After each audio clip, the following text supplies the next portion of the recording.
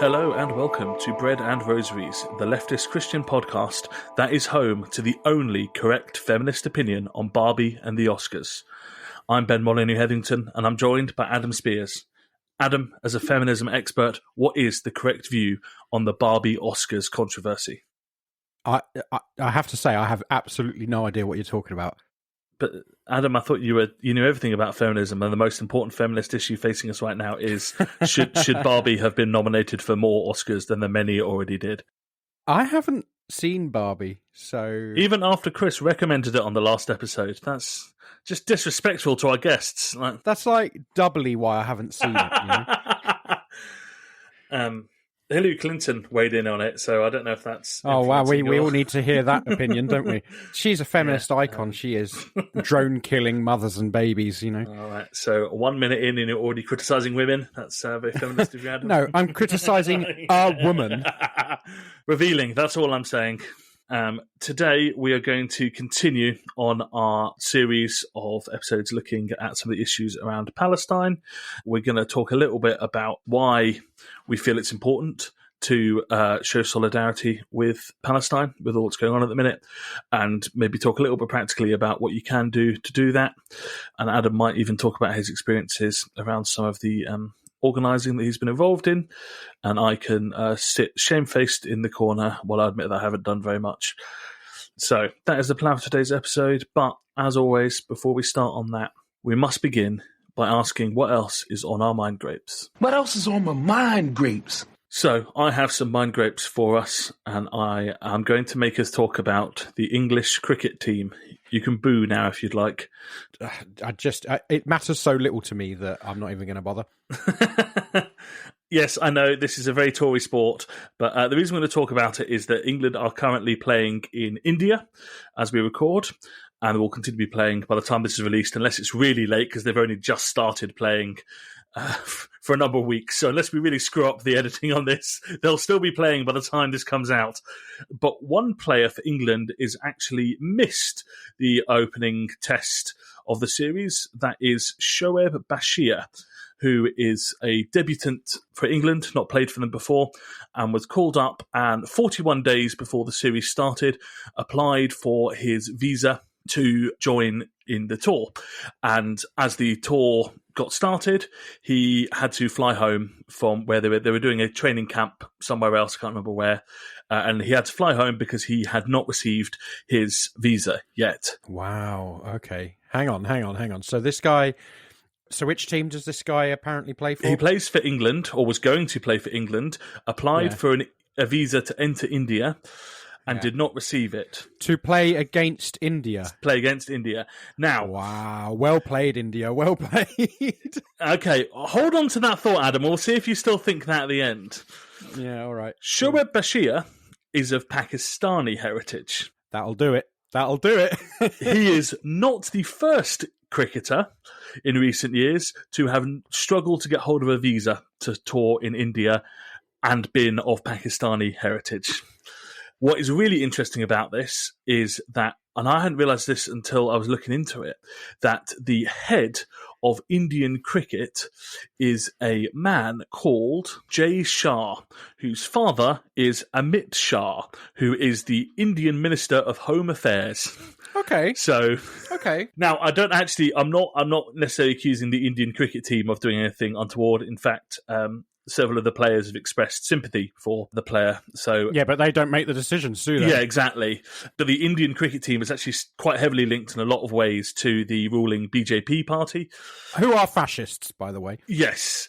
And that is, I think, the point that we're getting to is that what you've got here is the national sport of India.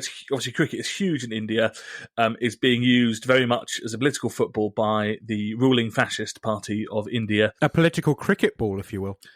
A political cricket ball, indeed. And you look like a man really pleased with himself that you know that the thing is called a cricket ball. I could see you considering whether shuttlecock was correct and deciding to go with cricket ball. Look, I know what a cricket ball is. I have played cricket. Yeah, of course you have, your Tory. Look, do we really want to get into that? Is that really what we're going to get into? Because I will own your ass on this every time. So yes, what you've got here is an interesting insight, and I think possibly for a lot of people, particularly people who are kind of following cricket or whatever, it's the first time they might have come across this idea that there's something funny going on in India, and it's particularly interesting to think about it because India is obviously a former colony, and so our relationship to India as a nation is very much one of, well, should be one of recognizing the kind of issues of colonialism, and ideally we should be looking to make reparations to what's happened there. But it also is important that we aren't avoiding the fact that actually in recent years you have a party that is deeply racist and deeply anti-Muslim, deeply Islamophobic in charge, and a man in Modi who is pretty much just a fascist. There's no other way of putting it, in charge of India, which is one of the largest countries in the world, obviously. But it's something that I think maybe isn't particularly commented upon very much until it rears its head in strange things like English cricketers of Pakistani origin not being able to get visas. Yeah. We do actually have a blog post on Narendra Modi on our website from a couple of years ago that people can read if they want to. But you should go and read Indian Voices first, which I've also linked to in that blog post. So I don't know. just make your decisions, not problematic at all.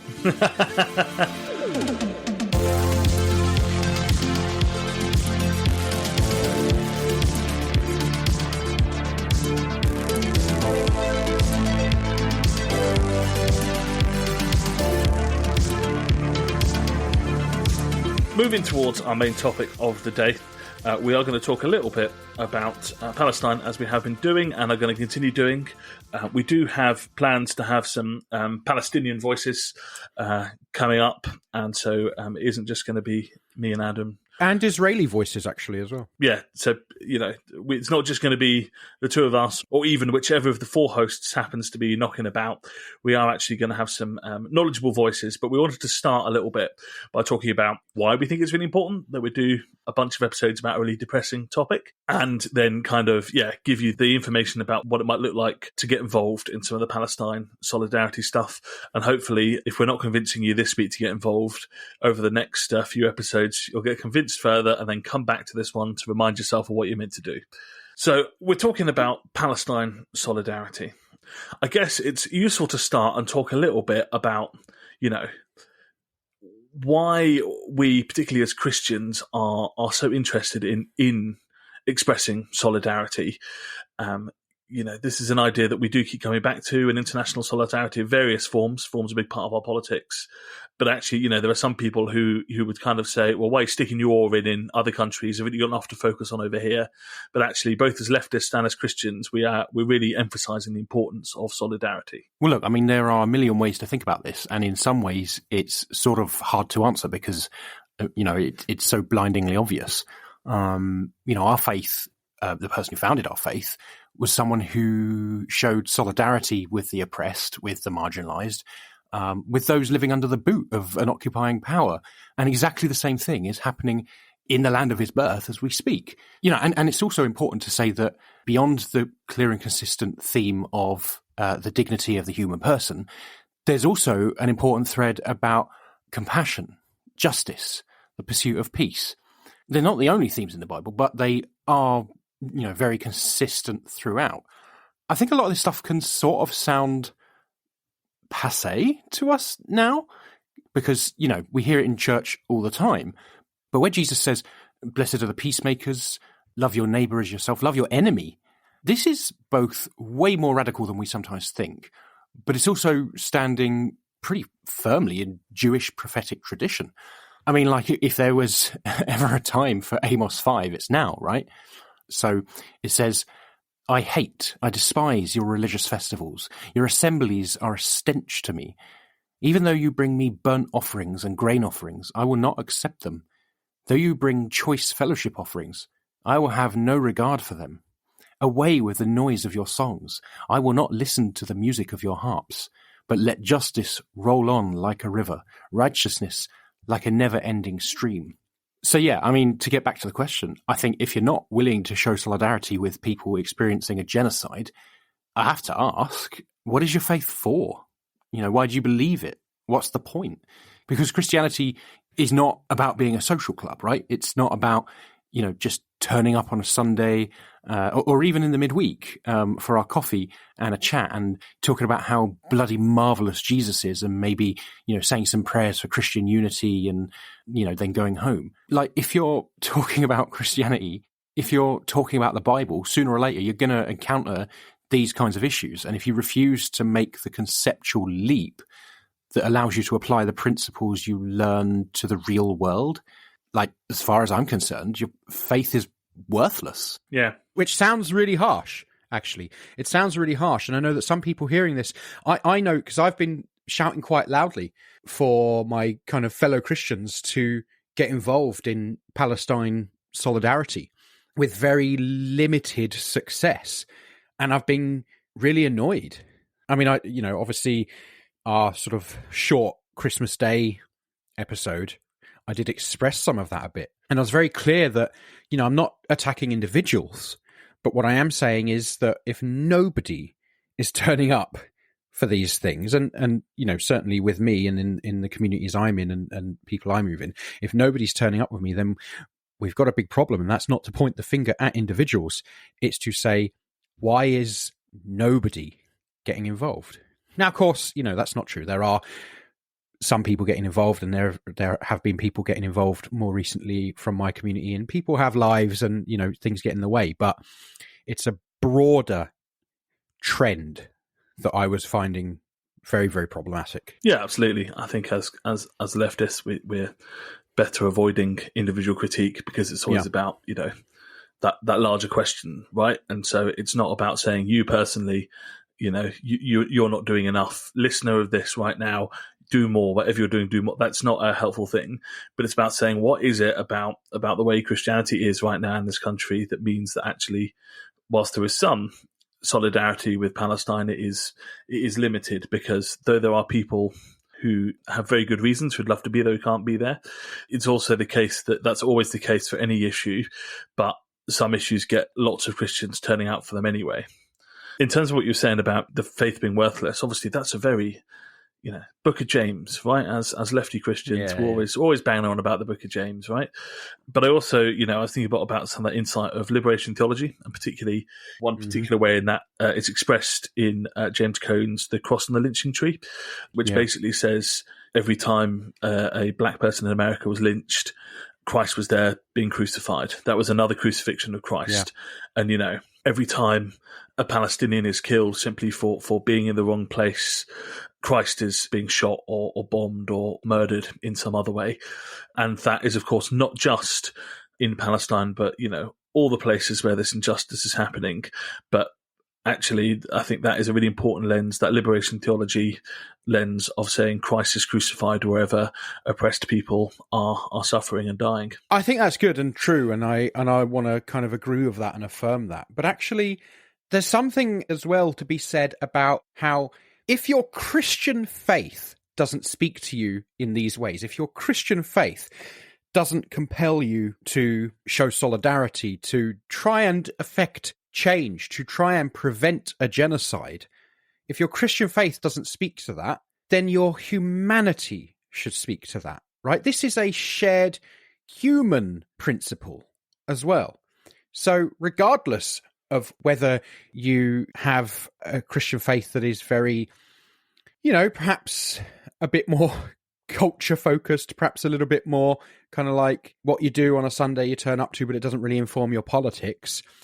Whether you have that kind of faith or whether you're correct and have a left-wing Christian faith, upholding human dignity, the value of every human person, should be something that speaks to you. Yeah, 100%. I mean, we talk about, the idea of imago Dei. Apologies to anyone who speaks their Latin proper, like I do not. So apologies if that was a horrible butchering of it. But, that idea of the image of God, that every human being in some sense is a reflection of God in some way, has always been a fairly big part of theology, of all different stripes. I spoke last time about, some of the racism that colours the response of what's going on in particularly in the Middle East, so-called, the way that our response to that is coloured by our beliefs about the inherent value of different people. But that is just completely against that idea of Imago Dei, right? If God is present and reflected in each and every human being, then it is much of a tragedy that a Palestinian dies as it is that a Ukrainian dies, or even a British person dies because it's been freezing recently and they didn't have anywhere to live. All of these are tragedies that are against God, and I think if we're taking seriously the idea of God's presence and his majesty being reflected in every human being in some sense, then you have to take seriously the question of why are we allowing things to happen to some groups of people that we'd never accept for other groups of people. When we claim solidarity with people, we are opposing that idea that people who have had struggles and issues, they just deserve to rot with their fate that they've been dealt by an unfair system. The claim of solidarity is that actually all people deserve better than that, and that we recognise our common humanity with people. And, to draw that back to the thing about James, the book of James makes it really clear that it's all well and good believing that we are bound to each other by a shared understanding of God's presence in our very existence. But if we don't actually do anything about that, then, we may as well have extremely right-wing beliefs for all the good it's going to actually do. So, if we actually seriously believe this stuff, then we are committed to take action on it as Christians.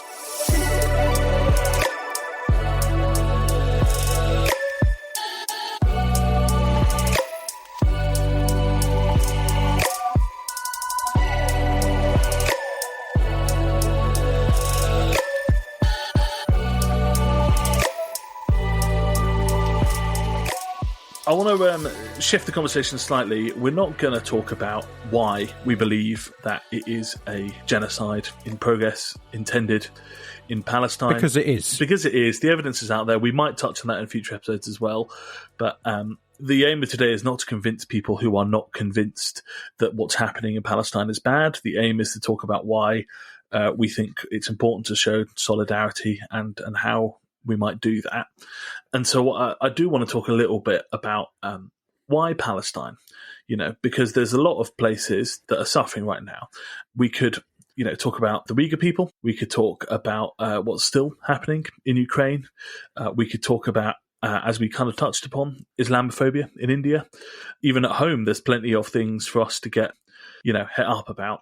But I think, there is a what about question that will come up a lot of the time. And I think sometimes that's just not in good faith.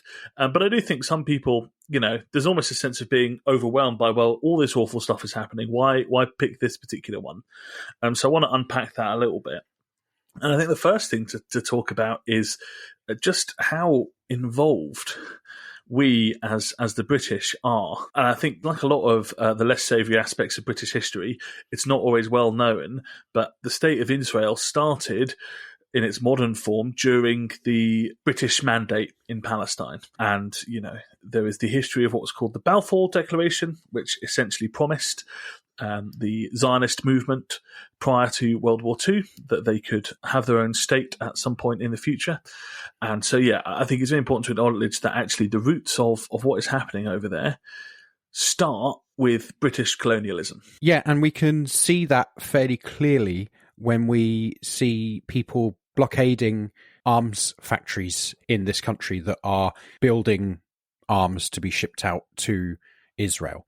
People are dying in Palestine with British bombs, with British bullets, right? That's what it looks like when you have an ally, right? You will have arms export licenses with those allies as well. And it's a long, well, I don't know how long, but it's an ongoing tradition, if you like, of the mainstream of British politics now to prioritize gaining money through arms exports. In fact, not even gaining money for for tax purposes or whatever, but just gaining money for individual arms companies by exporting to despotic regimes who are using those bullets and bombs to murder innocent people. That's been going on for a long, long time now. I mean, I think back to a quote from David Cameron that we can probably just slip in here, where he talks about how he'll keep on banging the drum for British arms exports. Can I put on record my thanks to the Prime Minister for all the efforts that he personally puts in to securing Typhoon export orders? But could I ask the Prime Minister's assurance that his government will leave no stone unturned in the pursuit of Typhoon exports to support apprenticeships and highly skilled jobs in Walton, my constituency, as part of this government's long-term economic plan? No, and it was a huge pleasure with the honourable gentleman to visit Wharton and see the quality of the apprenticeships that BAE Systems are offering in building the Typhoon aircraft, an absolutely superb aircraft. I can give him my assurance that I will go on banging the drum for British exports, including defence exports. We had a very good progress with the order from Oman, which will secure and safeguard jobs in his constituency. And frankly, I was criticised by the party opposite for taking defence contractors on trade missions overseas. They don't think it's appropriate. I think it is appropriate. I think we should be standing up for our defence industry and defence jobs.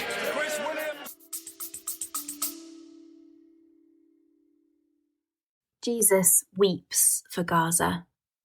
He sees the pain and suffering of the 1.9 million people who have been forced to leave their homes without access to nutritious food, clean water, decent shelter. He hears the cries of the 25,000 orphaned children. He is with all who mourn the 250 people killed every single day. Christians for Palestine UK is a group of Christians who are calling for an immediate ceasefire in Palestine. We don't pretend to have all the answers, but are united in our prayers, hope and action for equality, peace and justice for all the peoples of the Holy Land.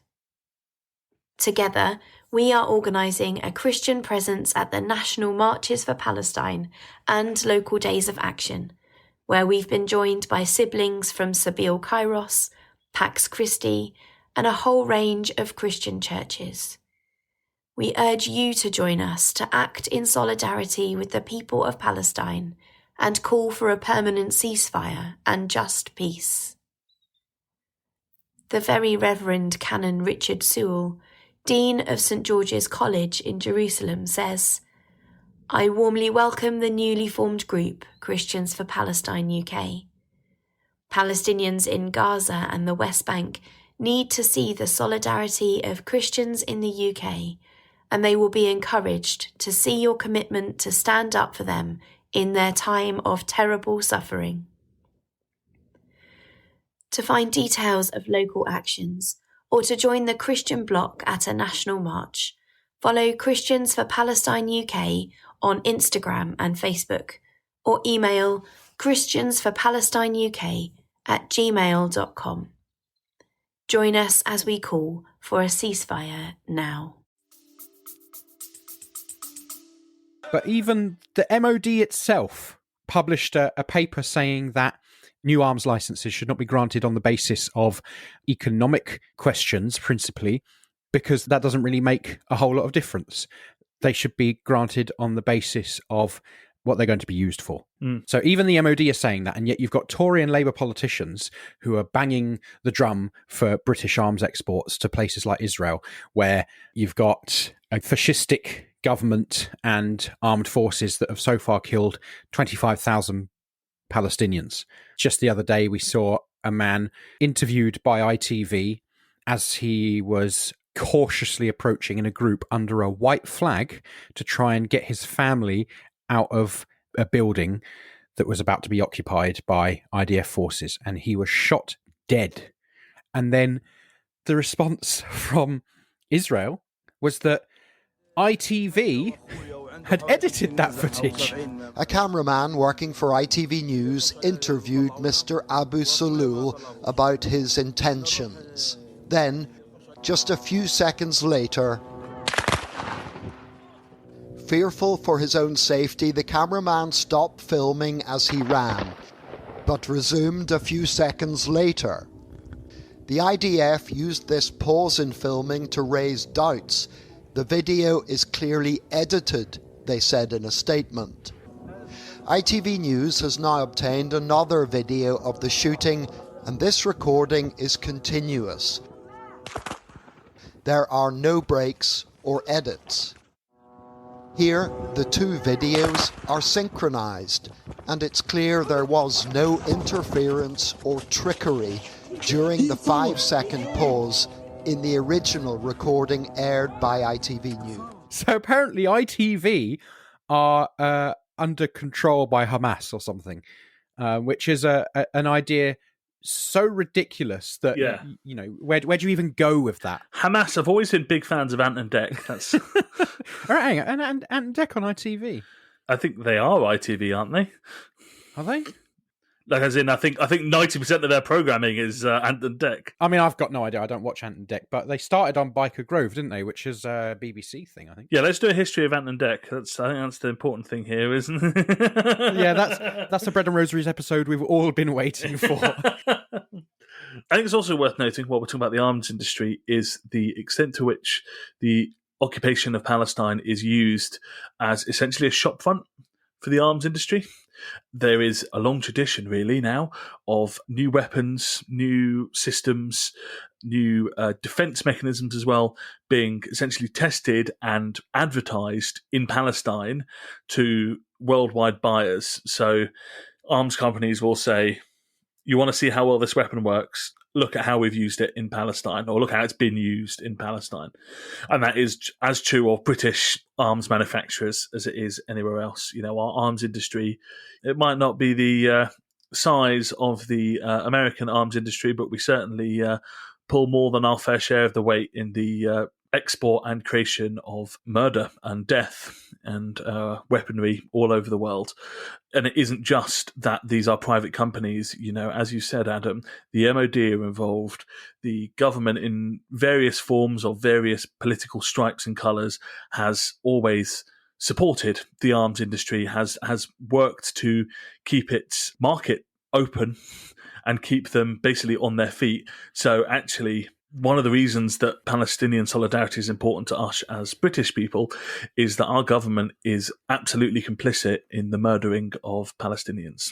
There are a few answers to the question that people will often ask you, you know, that there's this thing of, why, you know, it's anti-Semitic to show solidarity with Palestine, because why are you going for the only Jewish state, right? There are a lot of good answers to that, but one answer to that is this point that you've made of how new weapons technologies are tested on Palestinian people. So you've got weapons that were used to murder the Rohingya people in Myanmar that were tested in Palestine by the IDF as but one of many, many examples. So if you want to show solidarity with the Rohingya people, a good place to start is to show solidarity with the Palestinian people. Right? And that's not to completely substitute them out. You absolutely should show solidarity directly with the Rohingya people, but you absolutely cannot split those struggles up from each other, because all of these struggles are linked.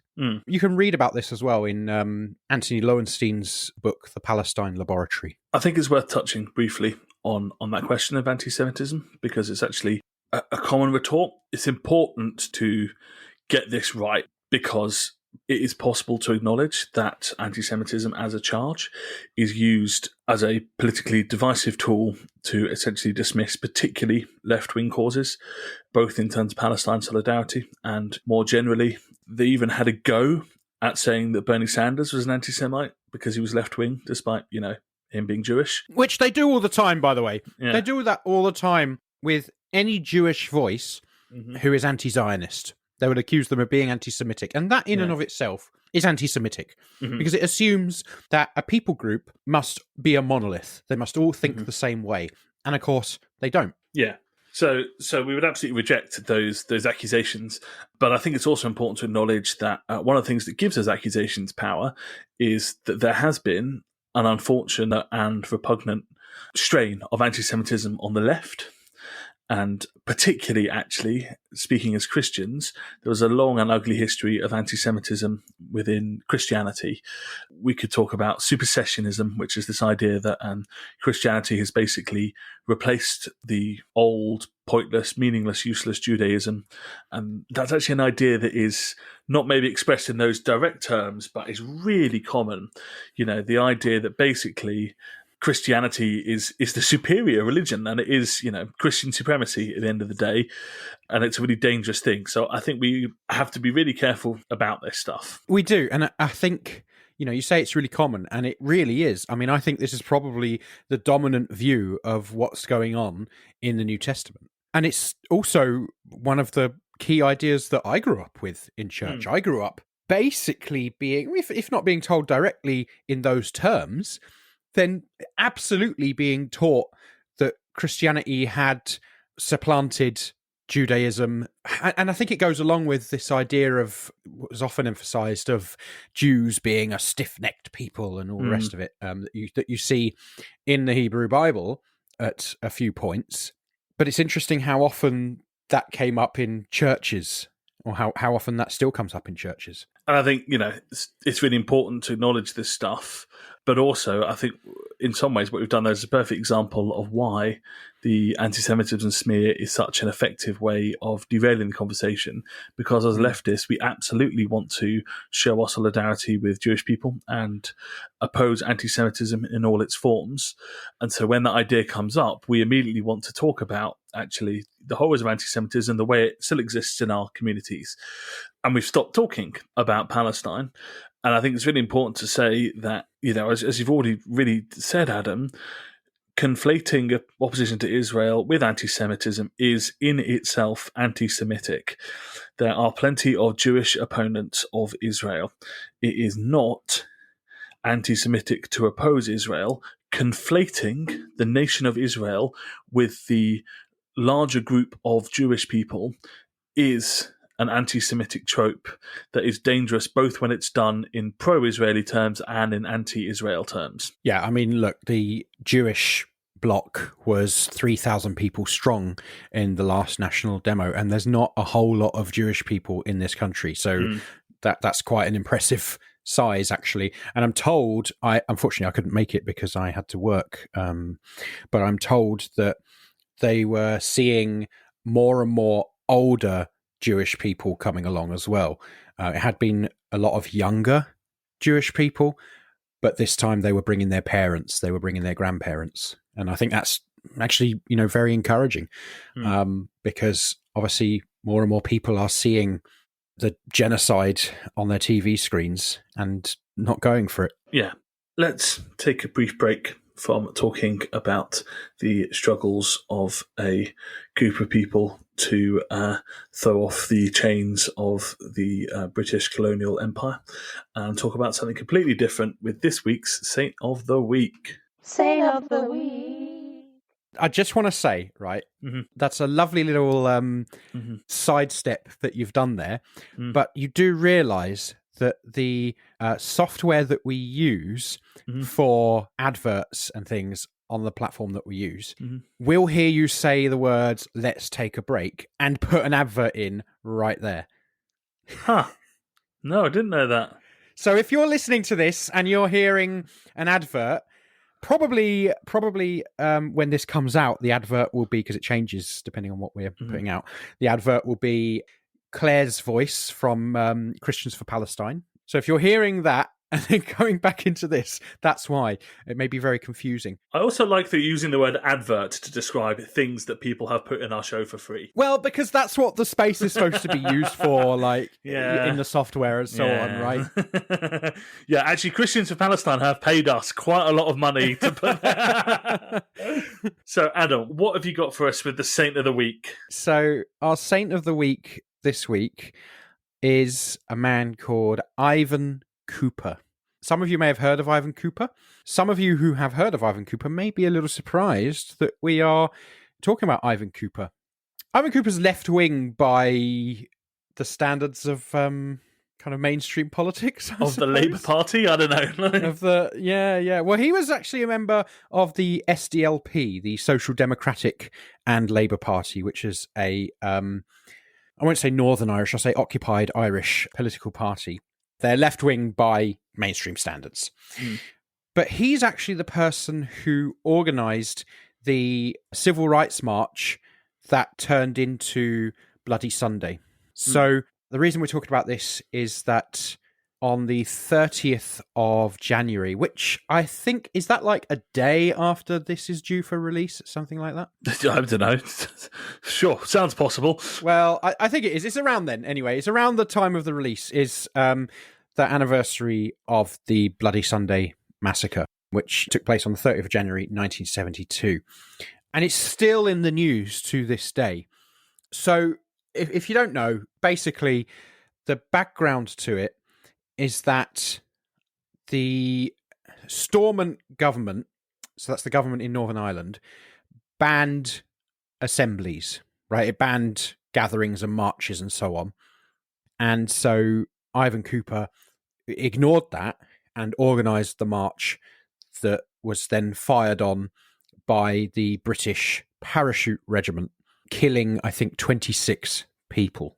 And there's a wonderful film where James Nesbitt, I think, plays Ivan Cooper, which is well worth watching, which I think is called Bloody Sunday. So the reason we're talking about Ivan Cooper is that he's quite interesting. So he was born in 1944 in County Derry, and he was born into a unionist family. But he became a nationalist, which is really interesting because there were not many Protestant nationalists, right? And he remained a worshipping Anglican, I think, to the end of his life in 2019. But people wouldn't share a pew with him. They saw him as a complete traitor. So even when he was in church, they didn't want to know him. But he was absolutely, he was a massive figure in the nationalist left. And he did a lot to try and prevent violence as well. Obviously, with Bloody Sunday, and I don't think he can be blamed for this, but with Bloody Sunday, that didn't really work. But it wasn't, it wasn't the IRA that did this. It was the Parachute Regiment. Yeah. So I think again, he's one of these people who we're trying to recognise the sacrifices that they made, recognise the way their faith influenced their politics, how he remained faithful to his religion, even when those in his religion, in his church, completely rejected him, because he saw in the civil rights struggle in Northern Ireland, I think he saw the face of Jesus, right? Like, I think he saw real oppression going on and realised that he was on the wrong side. So yeah, not an uncomplicated character, not the most left-wing in the world, perhaps, but I think it's also, when we talk about that, it's probably also important to recognise that politics in Northern Ireland is absolutely dominated by whether you're a Protestant or a Catholic, whether you're a nationalist or a unionist. And those things were often synonymous with each other, right? Which is why Ivan Cooper's so interesting, because if you were a Protestant, you were a unionist. If you were a Catholic, you were a nationalist. Yeah, I think Ivan Cooper's a really interesting figure. The one good Protestant. I knew there'd be one somewhere. But particularly, thinking about the way in which he took his religious faith from his religious community, but ended up kind of following that to what he felt was its logical end in a way that actually put him at odds with that faith community, despite the fact that he was, still part of it. And in terms of what we talk about, solidarity and seeing, as you kind of mentioned, the face of Christ in the face of the oppressed. He's someone who really took a hit on that, and actually socially and in terms of his actual faith community, it really impacted him. But he still chose to follow that through and act in solidarity with what he saw as the face of Christ in the face of the oppressed. And may we all have that courage when it comes to it. I think one thing that is interesting is that he continued to support the families of the victims of Bloody Sunday for the rest of his life, even after he withdrew from sort of active politics in the 80s. And he also advocated for the prosecution of the soldiers involved in that, which is interesting now because we have a Tory party in charge who are basically trying to whitewash that, who are trying to make out that, and indeed have changed the law to make it, and Labour have gone along with this, by the way, under Keir Starmer. They have made it law that you can kill someone effectively illegally abroad for the army and not be prosecuted for that. So it doesn't matter if you are committing war crimes. It doesn't matter if you execute someone. You're not going to be prosecuted for that. And part of that process included what the Tories referred to as a Truth and Reconciliation Commission. Christ. Right? And it's a complete bastardization of what a Truth and Reconciliation Commission is, because people were held to account in South Africa with their Truth and Reconciliation Commissions. If you weren't showing real contrition for what you had done, or if you didn't bring yourself forward to say you had done something, you would be held accountable. You would be prosecuted, right? The Truth and Reconciliation Commission is... people often think that in South Africa, the Truth and Reconciliation Commission just let everyone off. That's not the case. It was a more complicated situation than that. But in Northern Ireland, what the Tories have implemented and are indeed implementing is what they call a Truth and Reconciliation Commission, which just lets everyone off scot-free. Right? Doesn't look into it anymore, doesn't prosecute anymore, doesn't require that you show any contrition whatsoever. You're just done, because they know that former British Army personnel are still being brought forward to courts. And there's a reactionary mindset, very prevalent in England in particular, that absolutely hates that. Because if you serve in the army, you are untouchable. You should be, according to them, completely untouchable. Because, and I hear it all the time, because, the realities of war are, really hard. It's hard to be a soldier. And it's like, yeah, it is. So don't be one. If you're going to go around murdering people, maybe you shouldn't have a gun. Just putting that out there. If you're the kind of person who's going to go around killing people for going on a peaceful march, maybe you shouldn't be given a gun.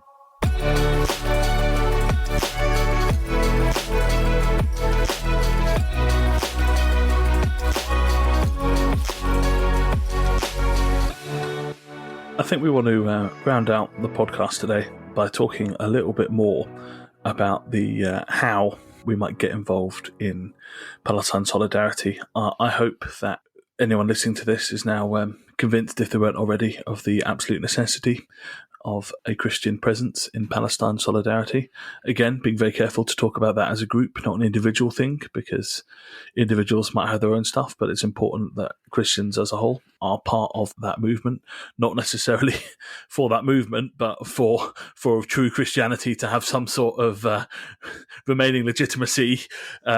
It's important that actually there is some, Christianity left that is prepared to do solidarity.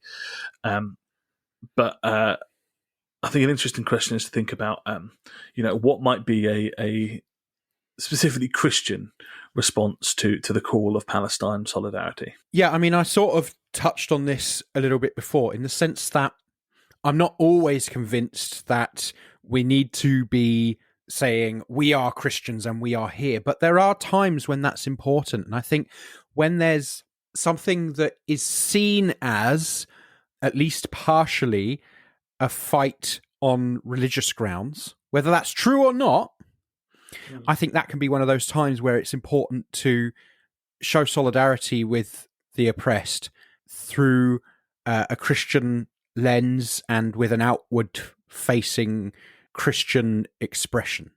So for me, I've been encouraged by the founding of Christians for Palestine.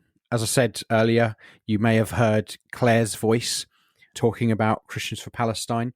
It's important to say right now as well that Christians for Palestine are calling for local organisers to get in contact with them to start local Christians for Palestine groups.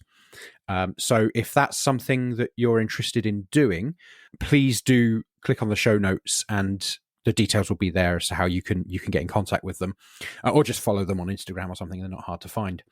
So yeah, I think I was glad to see that there was a national movement, a national Christians for Palestine founded, and that was, people took that up, that a lot of people have been really positive about that and really happy to see that and really happy to get involved, particularly at the national march.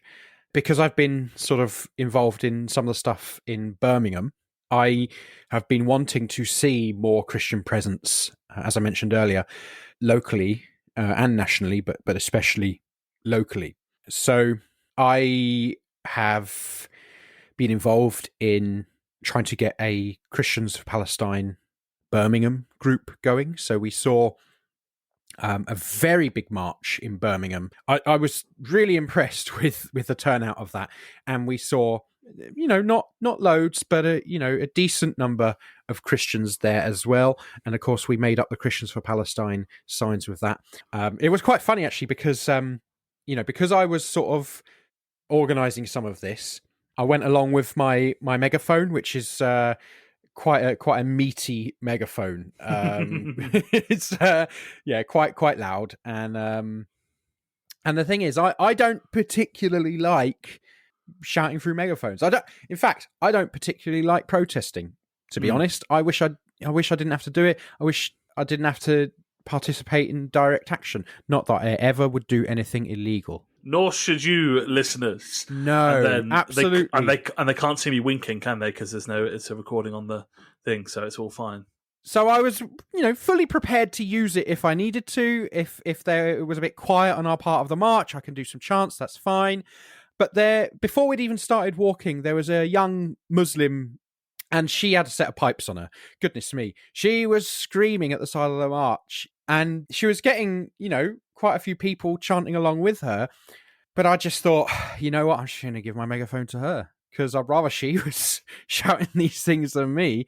So I did, and I expected her to sort of take it, until we started moving. But she had it the whole march, right? So I'm like, okay, well, I guess I'm marching with you now then. That's great. So the Christians for Palestine people sort of hovered around there-ish, although sort of broke off in bits and then met up a bit later. But yeah, so I went along expecting to chant some stuff, maybe throw in a few sort of Christians for Palestine style chants or whatever. But yeah, I didn't have my megaphone for any, actually, of the march. So there we go. All of which is to say that I think as Christians, we are there to support. We are there to show solidarity. Right. So if I could show solidarity by amplifying, literally in this case, the voice of a young Muslim woman who wants to express her solidarity, her pain, whatever other emotions she's feeling, and wants others to kind of come along with her in for Palestine, then I'm absolutely, as a Christian, particularly happy to do that. So I think for me, that expression of Christianity is about being there in solidarity, is about amplifying the voices of others. Yeah, absolutely. And, I think it's really important to have that presence, and that Christians for Palestine movement is obviously really, really great to see that's emerged. And we will continue to support that and, encourage people to get involved wherever they can. If you are listening from Birmingham or the West Midlands, please do get in touch. We've got a Bread and Rosaries email address. Please do get in touch if you want to be involved in the Birmingham branch of Christians for Palestine, because we are organising. We will be at local demos and national demos for as long as it takes. I won't actually be in Birmingham for super long, but I'm hoping that there'll be plenty of other people willing to take on my share of the burden. But either way, do get in touch, because the more people we have involved, the louder our voice is, and the more politicians know that, frankly, no ceasefire, no vote. We've got a general election coming up this year. If you are not actively working as a politician for a ceasefire, if you didn't vote for a ceasefire, you're not getting my vote. Full stop. The other thing I wanted to talk about in terms of Palestinian solidarity is the BDS, the Boycott, Divestment and Sanctions movement. And, you're talking about amplifying the voices. And, it's really important to say that the BDS movement is what Palestinians are asking for. Well, also Palestinians started it and run it. Yeah. Right? So it's not just that they're asking for it. It is a Palestinian-run campaign. It has been a bit of a subject of culture wars, and trying to smear the BDS campaign has been a way in which anti-Israel, anti-Zionist organising has been attacked. But it is absolutely important that we show our support to the Palestinian organised resistance to the ongoing occupation of Palestine. It does a few different things. You should go on the website and have a look. But in particular, it does targeted consumer boycotts, which basically means that rather than boycotting every single company that might have some involvement in Israel, it has a few specific companies that it is asking people to avoid giving any money to as consumers because they currently profit off the Israeli occupation. All that stuff is on the website. Don't buy Puma, not least because their stuff is crap, but also because HP as well, like printers and that sort of thing, to be very much avoided, and a few other things. Soda streams, they're bad. Yeah. There's a list on the website, and also avoiding buying Israeli produce in supermarkets where possible. There's lists and suggestions of what things might be Israeli, so worth looking at, and try and avoid spending money on Israeli products because many of them are actually coming from stolen land in the occupied Palestinian territories. So I think that BDS movement is really important because it is a known and effective way of fighting against these sorts of injustices, but also is a Palestinian-led thing. So those are the two main things. Let's talk about that kind of Christians for Palestine, or even just the general, solidarity marches and solidarity organisations and that BDS movement. Those are the things that I think we'd encourage everyone to look at getting involved with. The very last thing I want to talk a little bit about is an organisation called Sabeel Kairos, who are a Christian charity in the UK that support the work of Kairos Palestine and the Sabeel Liberation Theology Centre. They were kind of two separate organisations, both supporting those things that kind of merged a few years ago. And what they are particularly useful for is doing that theological work, or helping to that theological work, and resourcing people to challenge rhetoric and theology that supports the ongoing occupation within their churches and their Christian communities. So there are resources and opportunities there for ways to push back against those narratives within your churches. So, maybe you don't feel able to march or do things with Christians for Palestine, but if you're involved in a church, there's good resources available through them and other places as well to help present theological ideas and reflections and prayers that don't equivocate but actually advocate Christian justice in your churches as they consider these issues. I think that will wrap us up for this episode. Thank you very much, everyone, for listening to us drone on. As always, we are not going to stop talking about this stuff, so strap yourselves in for some really tough stuff, but some really important stuff. Please do get in touch with us, particularly, as Adam said, if you want to do any organising around Christians for Palestine in Birmingham or anywhere really. We love to hear from people in general anyway. So if you have any thoughts, feedback, suggestions, questions, drop us a message. We are breadandrosaries@gmail.com. We have a website, breadandrosaries.com, Facebook, Twitter, all the usual places. And don't forget to don't just contact us if you want to get involved in Christians for Palestine in Birmingham. Wherever you are, get in contact with Christians for Palestine, the national group, because they are calling out for local organisers and people just wanting to be involved in local groups. So please do contact them wherever you are. Yeah, absolutely. Adam, where in the world can people find you? You can find me most places, Twitter, TikTok. Well, I say most places. That's probably about just those two. Well, maybe Instagram as well, actually. But you can find me those places at Commie XIAN. Thank you very much for listening, everyone. We will see you very soon. Bye-bye now. See you later. Get it get it up. I got my heart sound blasting through my speakers now. I got a whole town feeling the vibration now. Got a hot girl stepping through the beat right now. Hey, do it all, do it all. I don't want much, I just wanna cut it up. I got many options, but I choose to ball on myself, and I love it when I'm vibing hard. Hey, I just wanna be so stylish. I just wanna be unlardish. Never wanna be like all this. Might be on crazy fashion, but I not be in movies. That'll be like all these actors. Better go live your life. You done got too much time. You're looking at me, wanna be like I. I don't really get it, where they never satisfied. Really gonna focus on myself, on my sound. Every single time I drop a line. If that's the only good visit, I'm alive, then it's gonna be enough. I'm good with that. If that's the only good visit, I'm alive, then it's gonna be enough. I'm good with that. Get it up, get it up. I got my heart sound blasting through my speakers now. Let me see if I can. I got a whole town feeling Do the this in one vibration take. now. Got a hot girl step into the beat right now. Hey. When the papa mama say my hair too long, I turn deaf. All I do is rap and run, I never sing, I'm tune